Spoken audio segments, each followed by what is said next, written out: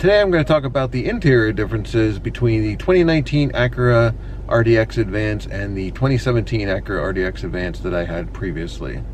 And these are differences that I've noticed that are different. There may be other ones, there may be some minor ones. These are the significant ones that I've noticed so far based on driving this car as opposed to my 2017. The first thing I'm going to talk about is the one feature that I do not like and I cannot stand, which is the auto engine stop. This will stop the engine when you're at idle for a certain amount of time to presumably save gas. If I press this button, I can disable it, but it only disables it for the current drive. It does not keep the setting to the next drive, and there's no way to permanently disable it. So you have to disable it every single time you start the car if you don't want it to happen. There is no gear shift knob anymore.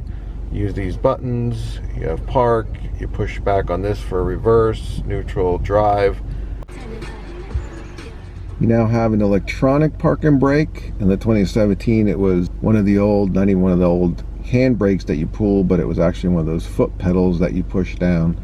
The heads-up display is really nice. I really like it. Showing right now the speed, which is 0 because I'm parked, but also it will show you the speed limit. It will come up if it knows the speed limit of the road based on the navigation. The turn-by-turn directions. Somebody calls, you can answer it with the buttons on the steering wheel.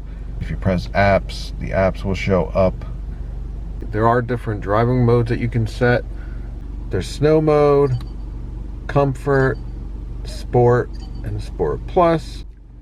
There's now one large screen, I believe it's 10.5-inch screen for infotainment, and there is no touchscreen anymore.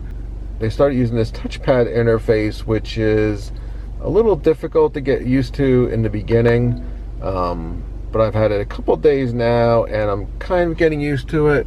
There's a surround view camera. There's a button on the side of the right stalk that says camera, and you can press that. And that will show you a front-facing camera, which you can also hit it again, and then you can see the left and the right edges. When you go into reverse, it will show by default the reverse camera and then the surround view over the top version, where you can see there I'm in my driveway. You can also change the view to just use the backup camera. They did add Apple Play support, so if you plug in your phone to the USB outlet in the center console, you will have Apple Play capability.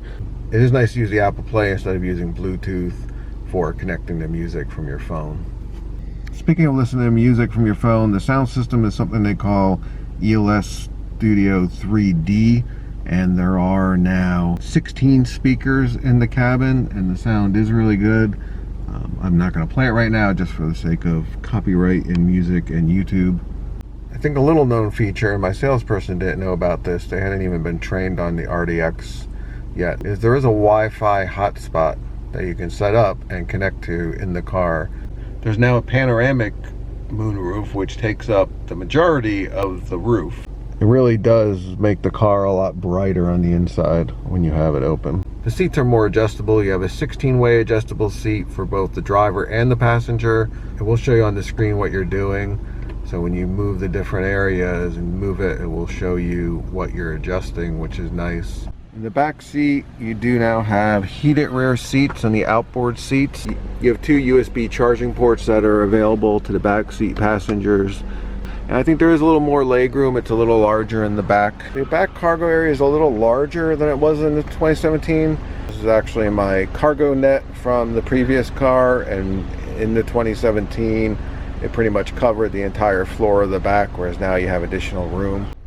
You also have some storage underneath the floor. You open up and you have some storage here, and if you open it up again, there's even more storage back there for underfloor storage, and a little bit there where the spare tire, not the spare tire, but the filling kit is. Those are the differences that I've found between the 2019 and the 2017 Acura RDX that I used to have. There may be other differences that I'll come across, but those are the major ones that have been easily noticeable. And like I said, most of them, almost all of them, are great functions and features, and some of the reasons why I upgrade it.